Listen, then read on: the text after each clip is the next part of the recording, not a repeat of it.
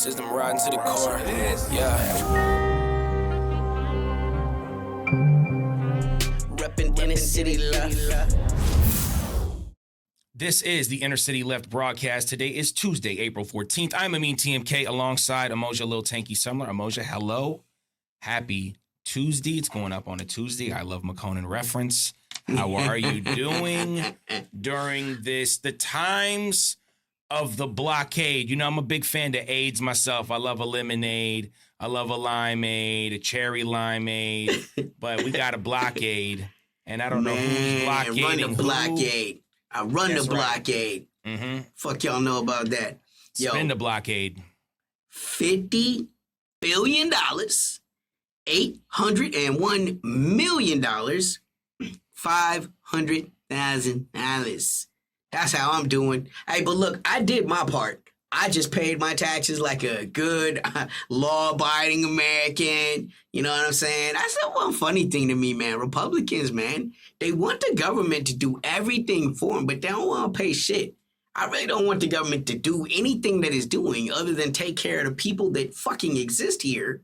Leave motherfuckers the fuck alone. And I'm willing to pay every fucking thing they say I owe. Ain't that crazy, man? You know, they're always like, oh, we're $24 trillion in debt. Who do we owe? The Decepticons? Right? So, I love how other people's debt, like our student loan, my student loan, that's our problem. We are blah, blah. You know what I'm saying? Like the government's debts is my debts, but my debts are not the government's debts. Fascinating. Yeah, well, $50 billion, and we needed it. Because I did my part. Yeah, exactly. We're blockading the blockade. Let's start with the Masquerade Man. Oof. Show some fucking respect. It's the vice president, man. The VP. He, you know, man, he grew up in the country. He grew up in middle America. Just an everyday American, J.D. Vance.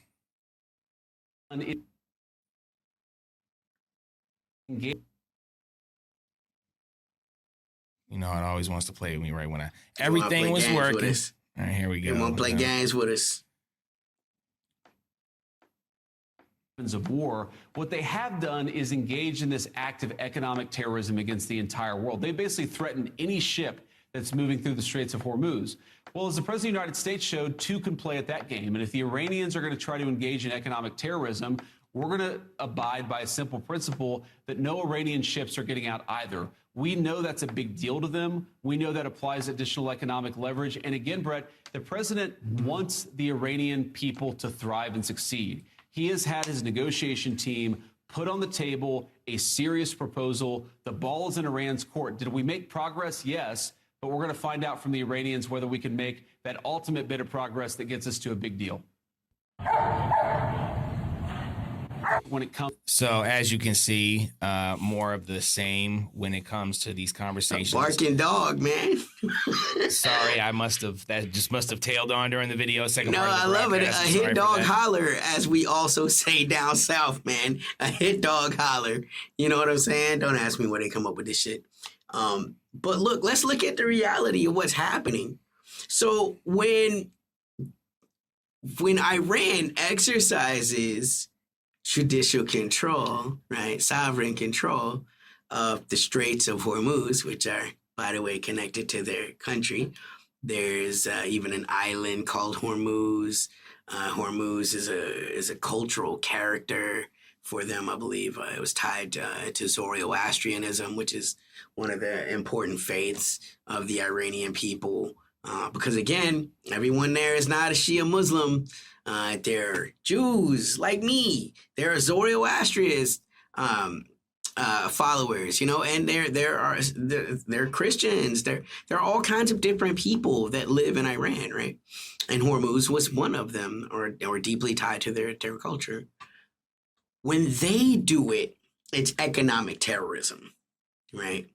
So it's not economic terrorism when the United States does this to Venezuela. It's not economic terrorism when we do this to Cuba or any of the other nations that we have under sanctions and blockade.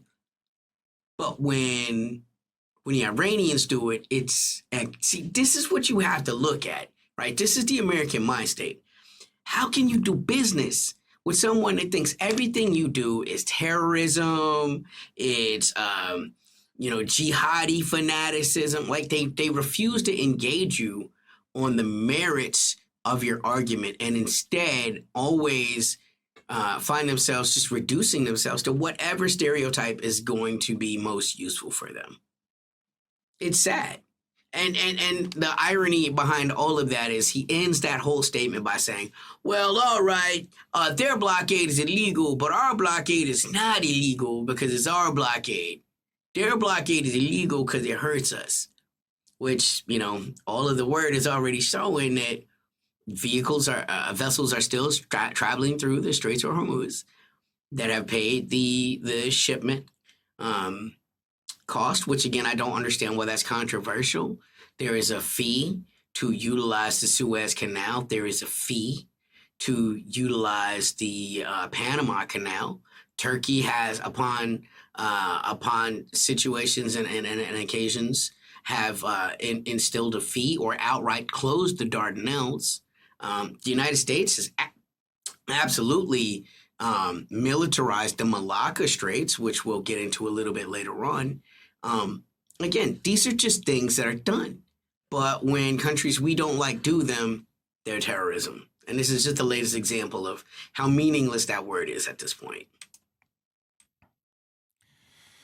It's a lot of people talking about this whole Strait of Hormuz. It's not just America. America's not the only ones, and Iran not the only ones involved here.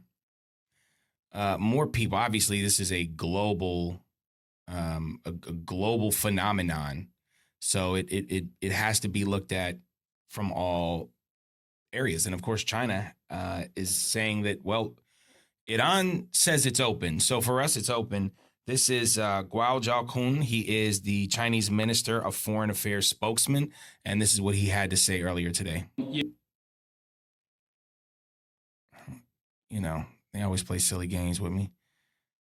With the temporary ceasefire agreement still in place, the United States ramped up military deployment and resorted to a targeted blockade.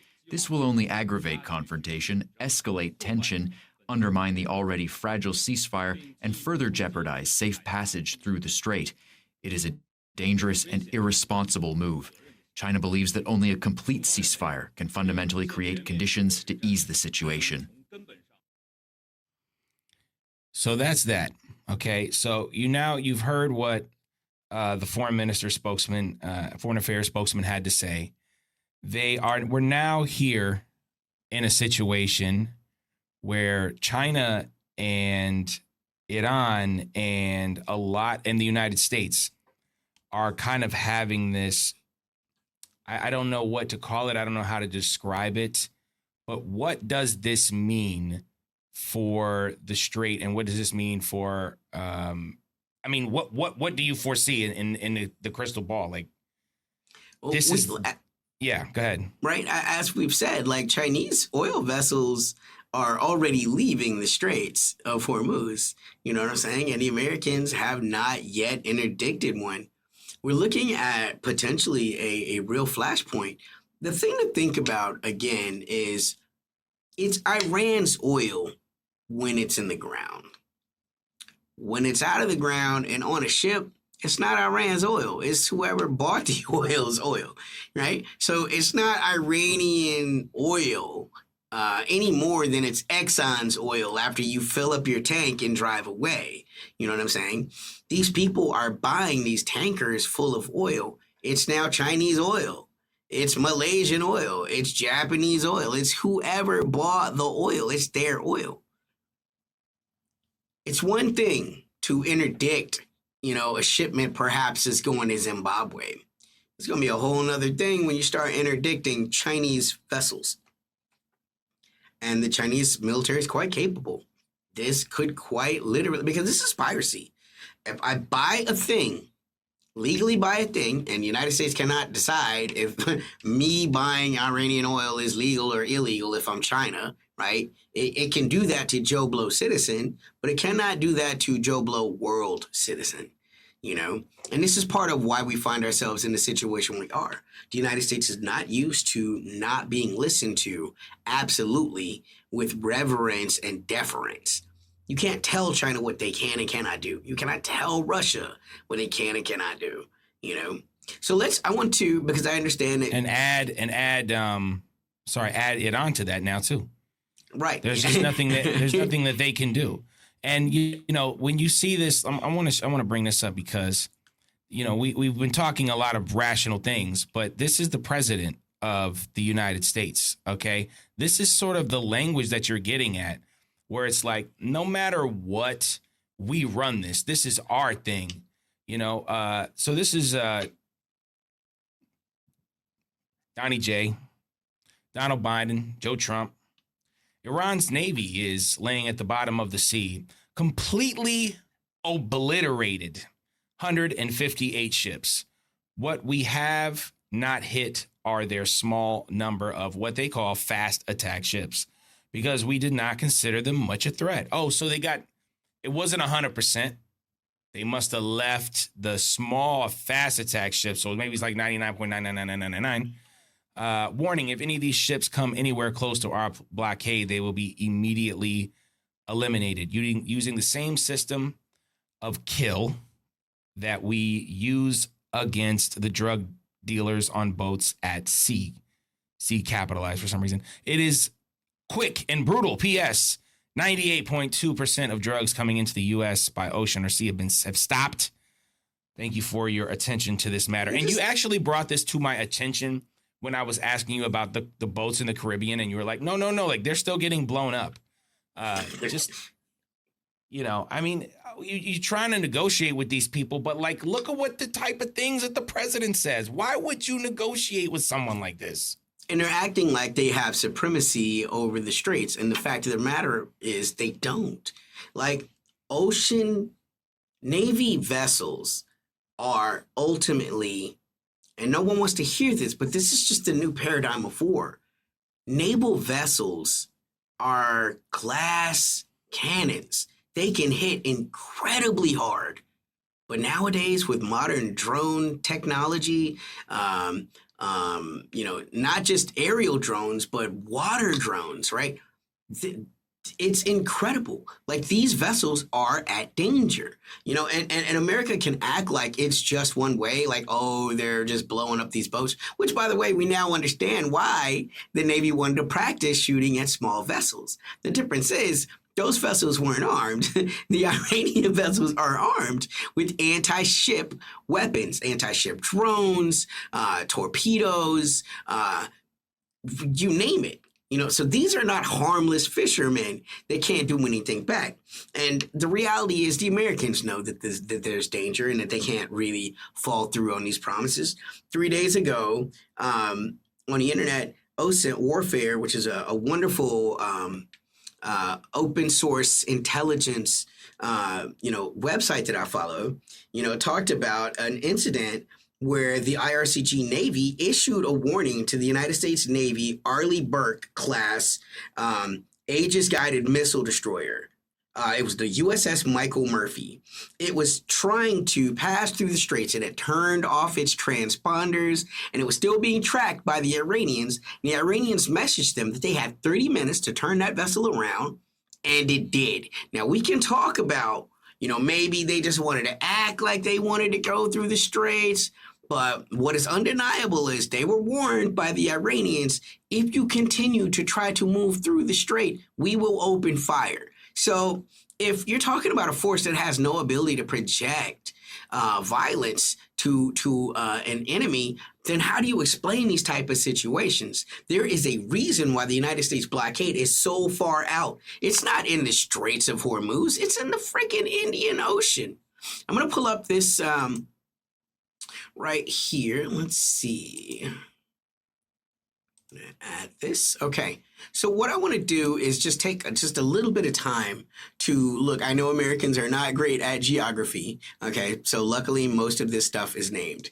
If you will look up at the part of the globe where you see Oman in Afghanistan and Iran, that is the Strait of Hormuz. You can see how incredibly small that area is. It's less than 30 miles from its most narrow point. The American Navy is not in there. They're in the Arabian Sea and they're in the Indian Ocean. Okay. They're essentially out of the range of what we assume is the maximum range of Iranian anti-ship missiles, which, by the way, precludes the possibility that the only weapons that Iran has access to fire are Iranian tech. Because let's not forget, the Chinese have anti-ship tech, anti-ship missiles. The Russians have anti-ship missiles. They also have anti-ship drones. You know, all three of these nations are incredibly far along in that technology. Now, when you're looking at this, you can see there are several choke points. There's another choke point near Yemen and Ethiopia. This is where the Houthis, or Ansar Allah, as they prefer to be called, operate. That's another choke point that Iran has threatened to retaliate against if the United States move forward with this blockade. So then all of the pipelines that the Saudis or the Kuwaitis or, you know, the Emiratis might have worked out to try to bypass the Persian Gulf and go directly to the Red Sea are no longer safe again because they're still under fire control of the Ansar Allah fighters. The Americans, on the other hand, if you look to the far right of this globe, you can see Malaysia. The Americans have another blockade that they've prepared in a place called the Malacca Straits. So this goes back to, once again, what the bad guys do is economic terrorism. What we do is freedom of navigation, you know. But the entire area is volatile. You know, quiet is kept. Not a lot of people have talked about it, even on Inner City Left. It happened so recently, but there's been a coup in Madagascar. One of the biggest winners of that have been the Russian Federation that now have deep sea naval ports on Madagascar, which is another choke point. If you'll look between Madagascar and Malawi, if you're trying to avoid going through the Persian Gulf or going through the Red Sea, the only other way to go is to go around the entire African continent, which, by the way, is what the aircraft carrier which one is it? It's the Bush, right? I believe it's the George W. Bush that that is coming around Africa because for whatever reason, right? And I think we can guess what those reasons are. It doesn't want to go through the Suez Canal and potentially face fire from Ansar Allah. So it's going all the way around literally the entire African continent. And now you find yourself in a position where even that route is not necessarily free because the Russians now have fire control over that body of water. All of this is very complicated, and it goes to the Chinese point of all that's going to happen is continued escalation, which serves no one.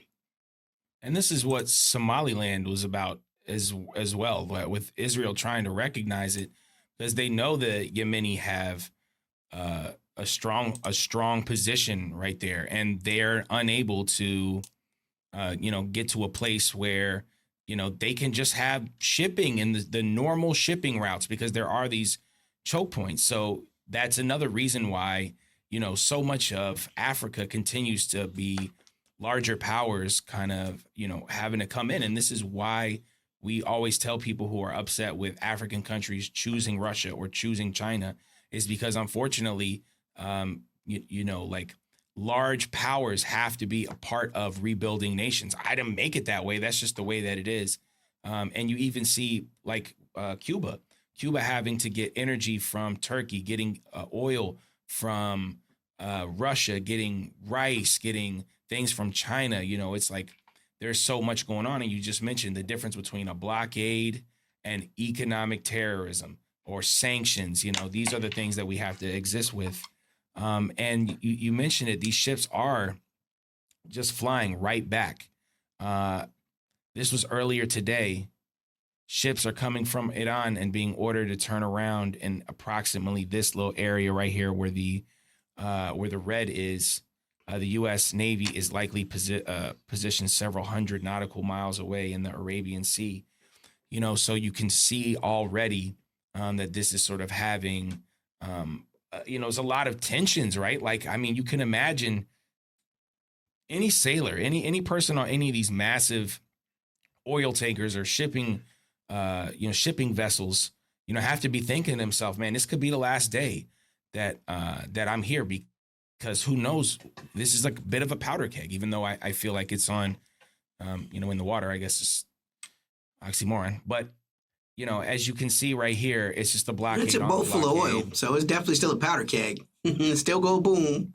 Well, that's true, and also tremendous environmental and ecological damage when any of these ships or if anything like that were to happen. And obviously, war takes a huge toll on the environment as well. And Iran is experiencing a lot of high temperatures, and they've been one of the biggest hit by global warming. So, yeah, I mean, I think that this is just one of those take a breath moments and be like, what is going to happen next? Obviously, there is still major escalations happening in Ukraine.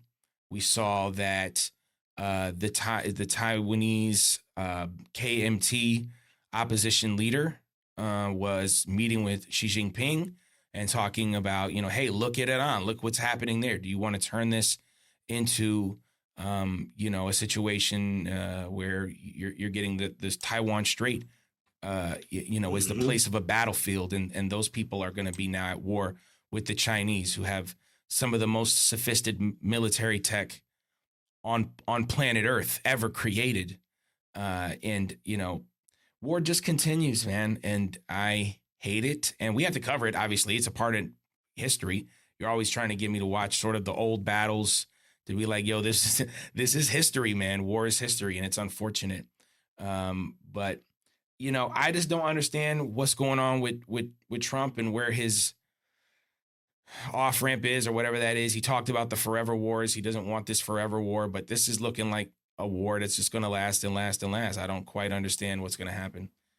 Well, one thing that will happen is the American petroleum industry is going to make over like a fat rat. The tide rises all ships. So this petroleum instability is great for Exxon. This petroleum instability is great for all of the American corporations that sell gas. And when you were getting it for $40 a gallon and now you're getting it for $100 a gallon, these are windfall profits, right? And Especially again, right? Q1, Q2, Q3. Right. And those Q earnings is everything. Yeah, I'm making my jokes about paying my taxes, but let's be honest, there should 100% be a windfall tax on all of the American petroleum industries just to protect the American people. Like, this is something very easily that the American president can do. You can strongly insist that prices are fixed, or I might have to push through some legislation that looks at windfall taxes on any of the profiteering that's happened during this thing, right? Of course not. He double dips as always. Now the petroleum guys get to be his best friends. He's delivered all of the oil of Venezuela. He wasn't able to get the oil of Iran like he promised, but he's able to make all of the oil that we already sell that much more profitable. That's a vicious cycle of being able to fund more for all of the political causes and anti-climate change work that these corporations want to do, right? It's all right there, And at the end of the day, it's all about money, because even though it's unstable and supply has been taken off the market, Americans sell these things. And we are Q1 and we're Q2. And right now we are up. At least the corporations are way up. It's a hell of a thing. The costs are subsidized. Right? Socialism for the companies, rugged individualism for the actual citizens. Because, back in the day, the British, the East India company, they had to wage their own wars. You know what I'm saying? Like Exxon isn't having to wage this war. The American government is waging this war on their behalf. And the American government does not keep the profit from this. The profit goes to all of their. This is why people say it's wrong to consider the Americans a republic or even an oligarchy. This is a kleptocracy where it's all about theft. You know, and the Supreme Court just came out with another ruling that pretty much makes political corruption unlegislatable. It's not something that you can punish through the courts. So, you know, there's no real reason for any of this to change until the system is irrevocably broken in a way that you just can't go back to normal. And that's the thing, because nobody knows. Iran has said it's not over for us until it's over, till we decide. You know, they've stated over and over again, like, look, we are going to do this ceasefire business because we want the world to know we did everything we could to prevent this. We were not the ones that attacked Israel. We did not attack the Americans. The Americans and the Israelis and all of their Gulf puppet states joined in on the fun, and we're going to defend ourselves. And again, for the people that claim to be fans of self-defense, how silly does it sound to tell a person that gets jumped, right, when they have to stop fighting back? How silly does that sound?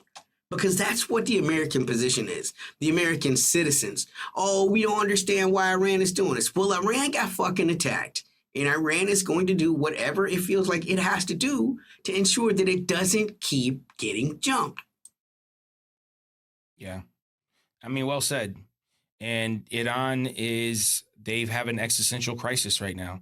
Let's not forget the Ayatollah was killed just not even barely a month ago. They're in Iran. They're calling this the Ramadan Wars. In the middle of Ramadan, you beat me to it, man.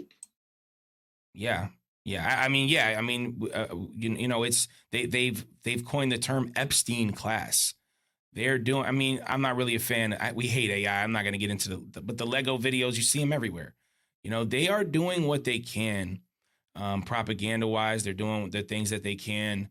On the media world and obviously Professor Morandi, but also they've had a great track record of supporting Black activists and the Khomeini talking about Malcolm X, and obviously their love for rap music comes out in the Lego videos. I hope that they can check out some of our music. One Shit, day they doing better than low key already, man. Yeah, genocide, Joe. Corny shit. Wow. The hate is real. Sorry, it's just not my taste, man. It's not my taste. I hope you're a good guy, low key. I really hope you're a legitimate dude and not a op. I hope you get some more Black friends. That'll help your rapping a lot. Yeah, I mean, look, I don't know how much people get involved with our music, but we don't do music that's safe for work. I find that to be like unrevolutionary in of itself, like trying to create art that's safe for neoliberal consumption. That's just not something that we do. Our music is about the revolution for sure. It's about the movement for sure, but it's also about life and the sort of the narrative, the general narrative of what rap music is about. And sometimes people want to slide in and give you a little dissertation in rap form, which I think Tanky is getting at. But regardless, support radical artists, man. That's what I say. Support radical artists. Everything was fine until 1929. Then Sykes-Picot came and broke up the people. Man, get the fuck out of my face with that bullshit, man. Yeah. Hey, but that's just where we are with it, and look, we're big music fans. Remember, we did the whole top songs of the decades and all that other stuff back in our times when we were doing different things on the broadcast before. Times got this crazy, but, it is what it is. We love talking about geopolitics, and it's important for us to do it as well. But, with that being said, let's give a shout out to our podcast listeners. Obviously, we weren't able to see the maps and things like that, so we appreciate y'all. We can be found everywhere you find podcasts, Apple, Spotify, et cetera, et cetera. Fables, Foibles, Other American Sins, available in the description. Tanky's book of poetry. Please check it out. It's really well written. Tanky's actually a great writer. We don't talk about it a lot on here because we talk about geopolitics, but We got whole lives outside of, what we do for Inner City Left. Even though Inner City Left is encompasses who we are as people. But anyway, I digress. Patreon.com/Inner City Left. Thank you to our patrons. You guys are the best. And as we've been talking about, search our music anywhere. Me and TMK, Lil Tanky. Final thoughts, things we missed, Tanky, final words for today. Man, I think you brought up one of the most interesting points, and we're going to continue to watch that. When the leader of the Taiwanese opposition, the Kuomintang heir apparent, the person that's probably going to run, against La Chinta in the next election, when she's meeting with Xi and she's like, man, I don't want to see Taiwan become a Ukraine. And she was going off. Anybody that has not seen it, I highly recommend you look for it. Straight up said, do you think that the Chinese government is somehow less capable than the Russian government? Do you think that the Taiwanese military is somehow more capable than the Ukrainian military, right? So if Ukraine is doing worse, fighting an opponent that's not nearly as strong, right, what is little Taiwan going to do? And that's what people do who love their people. You think about what will happen to my people if I pursue this path. There's a whole lot of whisper and chatter that still says the president of Venezuela offered himself up to save his people. Time will tell on that. Time will tell. It doesn't always look brave when you avoid combat, especially when conquest is on the line and you are on the menu, But sometimes the smartest thing you can do is avoid a fight against a far more entrenched and capable opponent. Sometimes you just got to swing your fucking fist. That's where Iran is. But Taiwan doesn't want to be in that situation, And so there we are. Yeah. Well said. For Amoja Lil Tanky Summer, I am Amin TMK. This is the Inner City Left broadcast. Peace. System riding to the core. Yeah. Reppin' Inner City Left.